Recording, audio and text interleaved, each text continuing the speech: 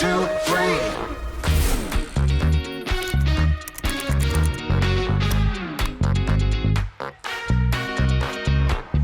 K-Suite, la solution collaborative éthique.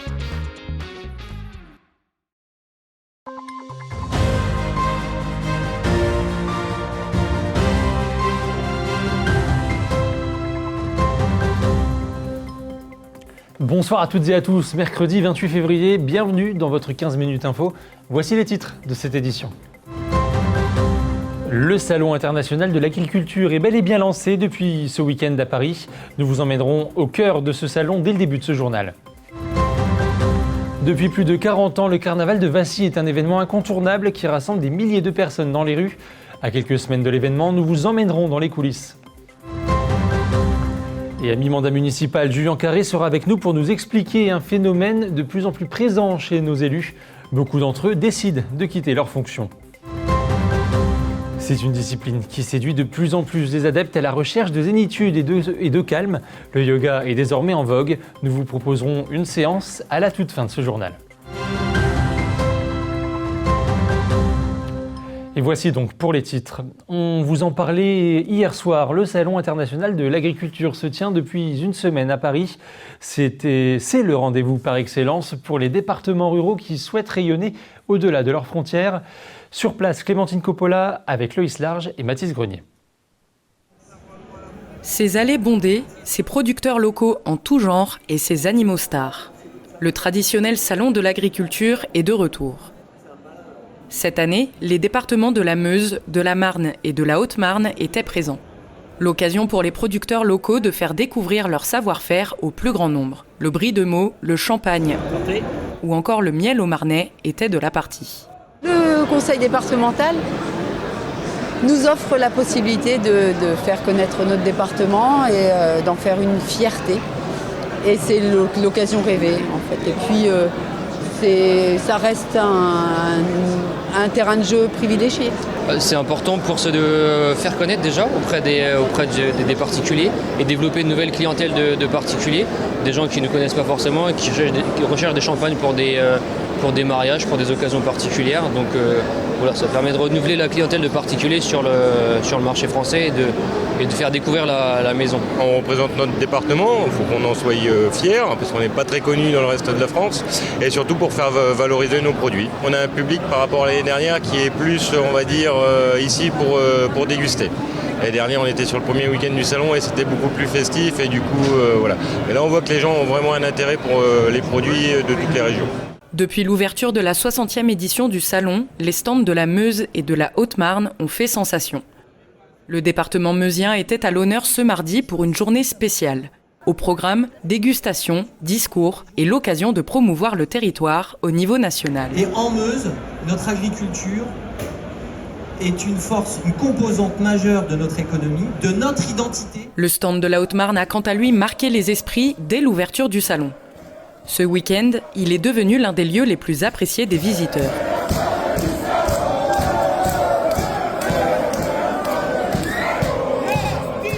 Autre tradition du Salon de l'agriculture, le concours agricole. Chaque année, les plus belles bêtes sont primées dans de nombreuses catégories. En 2024, les jurés ont choisi Oraison, une vache haut-marnaise tout droit venue de Pierrefontaine. Elle est arrivée première de la catégorie bouchère. Si le salon de l'agriculture est le rendez-vous des gourmands, il est aussi celui des décisions politiques. Après les débordements survenus à l'arrivée du président Emmanuel Macron, Gabriel Attal s'est exprimé hier matin pour annoncer de nouvelles mesures. Oui, mais ce qui s'est passé samedi, je suis désolé, c'est pas bien ce qui s'est passé samedi. Pour certains visiteurs venus de la région Grand Est, le salon est désormais un événement vitrine qu'il faut tout de même apprendre à nuancer. Avec les manifestations qu'il y a en ce moment, on vient voir si tout le monde est bien représenté. Le salon, ça cache peut-être un peu certaines choses, qu'on a vu des politiciens tout à l'heure. Donc on est plutôt mal accueillis, nous, en tant que spectateurs, parce qu'on a été repoussés à des endroits pour laisser passer des politiciens, tout ça, alors qu'ils ne nous défendent pas forcément. La 60e édition du Salon de l'agriculture se poursuit jusqu'au 6 mars prochain. D'autres départements seront célébrés. C'était le cas de la Haute-Marne aujourd'hui. Et justement, la Haute-Marne continue de briller au Salon de l'Agriculture. Le département s'est distingué en remportant une série de prix dans diverses catégories. Parmi les lauréats, la fromagerie Germain et les fromagers de Chevillon se sont illustrés dans le domaine fromager, décrochant chacun une médaille de bronze pour leur fromage d'exception. La révolution brassicole n'est pas en reste, avec la brasserie La Lingonne qui, pour sa première participation, a raflé l'or et l'argent pour ses bières artisanales. Côté élevage, le GAEC Saint-Hubert a fait sensation avec Oraison, sa vache cimentale couronnée meilleure bouchère et seconde dans la catégorie des vaches adultes. Je vous le disais en titre, depuis plus de 40 ans, le carnaval de Vassy est un événement incontournable qui rassemble des milliers de personnes dans les rues. Un moment festif et convivial qui revient le 21 avril prochain. L'heure est actuellement aux préparatifs. Manon de Fontis a suivi la fabrication de plusieurs chars.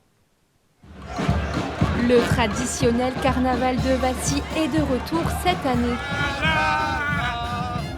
Depuis plus de 40 ans, cet événement incontournable rassemble des milliers de personnes dans une ambiance festive et conviviale. Mais avant de colorer les rues vasséennes, l'heure est aux préparatifs. Depuis plusieurs semaines, de nombreux bénévoles mettent la main à la pâte pour confectionner les chars qui déambuleront le 21 avril prochain. On fait une énorme caméra. Donc là pour l'instant il n'y a pas grand chose, mais il va y avoir les bobines au-dessus, l'objectif.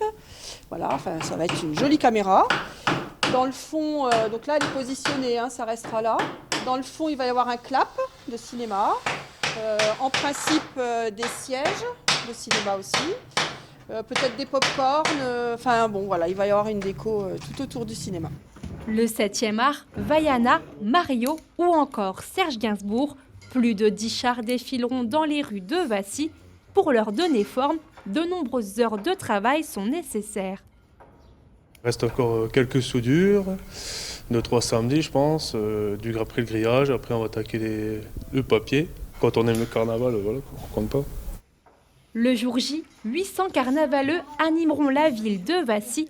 Parmi eux, la tribu indienne d'Aurore et d'Aurélie. Il y a une super bonne entente, on ne se connaît pas et pourtant tout le monde se parle. Enfin, je sais pas, c'est convivial, c'est vraiment une ambiance à part que les gens ne voient pas en tant que visiteurs, mais nous, quand on est dans le carnaval, c'est vraiment autre chose. Pour rythmer cet événement emblématique, de nombreuses animations sont prévues. On aura toujours la structure gonflable pour les enfants, sauf que là on en a 2, pour les plus grands et pour les plus petits. Et puis on a le DJ, on aura un spectacle de feu avant l'embrasement du bonhomme carnaval. Et un groupe de musique aussi, les Yakas, qui seront là sur la place de la Derry d'Écart, à côté des buvettes. Pour admirer le résultat final, il faut encore un peu de patience. Plus de 10 000 personnes sont attendues pour célébrer cette 42e édition du Carnaval de Vassy. En 2026, dans 3 ans, les élections municipales seront de retour dans chaque commune française. On se souvient bien évidemment des précédentes élections fortement impactées par la crise sanitaire. À mi-mandat de nos élus municipaux, nous observons une tendance, une augmentation notable des démissions. Julien, bonsoir. Bonsoir Nicolas. Tu as examiné ce phénomène pour nous. Peux-tu nous en dire plus sur l'ampleur de cette vague de démissions ? Eh bien, tout à fait Nicolas, ce que nous observons à travers le pays est une véritable vague de démissions parmi nos élus locaux. Si nous nous penchons sur les données fournies par le ministère de l'Intérieur et par les enquêtes de l'AMF et de Cevipof, nous constatons que le phénomène est non seulement répandu, mais aussi un peu préoccupant. Depuis juin 2020, nous avons vu environ 1300 démissions, ce qui représente un rythme de 450 démissions par an. C'est au-dessus des chiffres de la mandature précédente, où nous étions au plus proche des 350 démissions par an. Alors sur nos territoires, est-ce qu'on établit ce même phénomène ?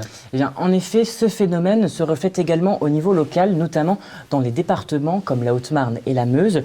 En Haute-Marne, on compte 29 démissions en 2023, qui restent moindres par rapport à 2022, où l'on recense 81 démissions, avec un total de 238 démissions depuis juin 2020.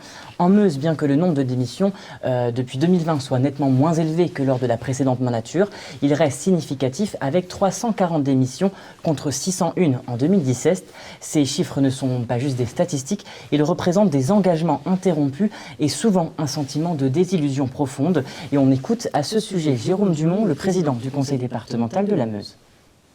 On est dans une période qui est compliquée avec peut-être un sentiment de montée pas de la violence, mais en tout cas de violence physique envers les élus. C'est quelque chose qu'il faut qu'on prenne en compte parce que les élus, la plupart du temps, le font sur le temps, c'est du bénévolat, sur leur temps de loisir. Il faut aussi penser aux conjoints et conjointes d'élus. C'est souvent un sacerdoce, c'est souvent un sacrifice, notamment en termes de temps disponible. Et évidemment, il faut les soutenir quand il y a des agressions, qu'elles soient verbales ou physiques. Alors Julien, on vient de l'entendre, le président de la Meuse explique ses démissions par une montée de conflits et d'agressions envers les élus. Est-ce que ce sont des cas isolés ou une tendance nationale ? Eh bien, en creusant derrière ces chiffres, on découvre un tissu de facteurs qui contribuent à cette tendance. Il y a bien évidemment des raisons personnelles et professionnelles, mais l'une des raisons les plus manifestes et les plus troublantes est en effet la montée des violences et des agressions à l'encontre des élus. Les incidents ne sont pas isolés et leur nature est diverse. Cela va des incivilités comme l'impolitesse et l'agressivité verbale jusqu'aux attaques physiques et plus grave encore aux menaces de mort. Selon l'enquête AMF-Cevipof, les émeutes de l'été 2023 ont marqué un point de bascule avec des violences qui ont dépassé les barrières des grandes villes pour toucher des communes de taille moyenne comme à Saint-Dizier. Et toujours d'après cette enquête, les chiffres parlent d'eux-mêmes. Les agressions contre les élus, principalement les maires, ont bondi de 32% entre 2021 et 2022.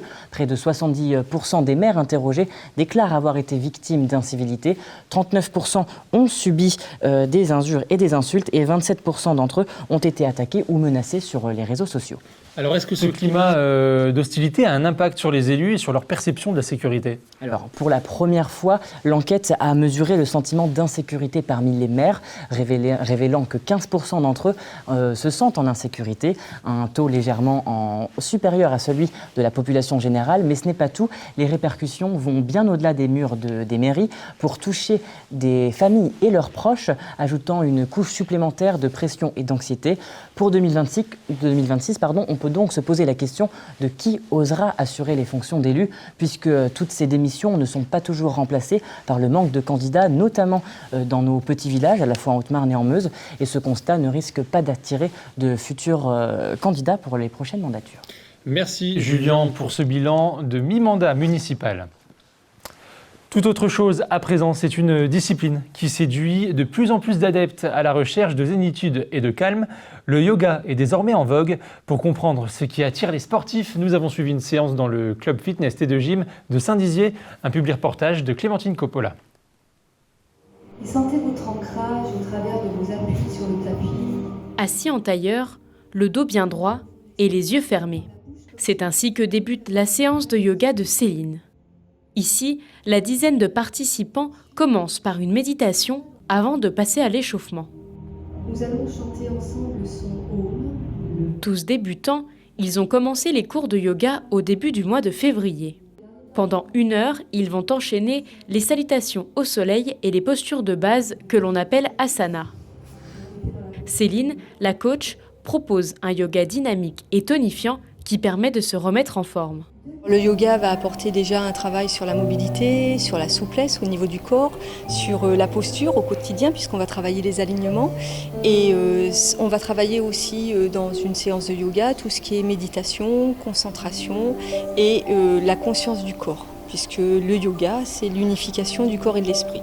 En suivant les 3 séances par semaine, les débutants ont noté une réelle progression. Plus de souplesse, amélioration de la posture ou encore plus d'équilibre. L'idée, c'est de prendre soin de soi mentalement et physiquement. Je cherchais au départ une détente, de la souplesse et j'ai été hyper gâtée parce que j'ai trouvé tout ça et en plus une super ambiance parce que franchement une ambiance de zénitude voilà parce que moi j'ai trouvé que c'était pas seulement un sport, c'était un peu je dirais un peu un état d'esprit. Je constate une évolution dans ma tête déjà parce que le yoga c'est un bien-être mental aussi, c'est pas que physique. Ça me fait du bien, ça me détend et c'est un moment de bien-être, de zénitude. Céline termine sa séance avec des postures restauratives qui permettent aux yogis de s'étirer avant de clôturer le cours avec une session relaxation. Accessible à tous, le yoga permet de se ressourcer le temps d'1 heure. Plusieurs séances débutantes sont proposées chaque semaine au club Fitness T2 Gym. Et c'est ainsi que se termine ce journal. Merci à vous de nous avoir suivis. Prochain point sur l'actualité demain à 19h dans votre 15 minutes info. Tout de suite, les prévisions météo de demain. Passez une belle soirée sur Puissance Télévisions. Restez avec nous, l'info continue. Toute l'actualité en continu à retrouver sur notre site internet et notre application mobile. Retrouvez-nous également sur les box internet Orange, Free et Bouygues Télécom.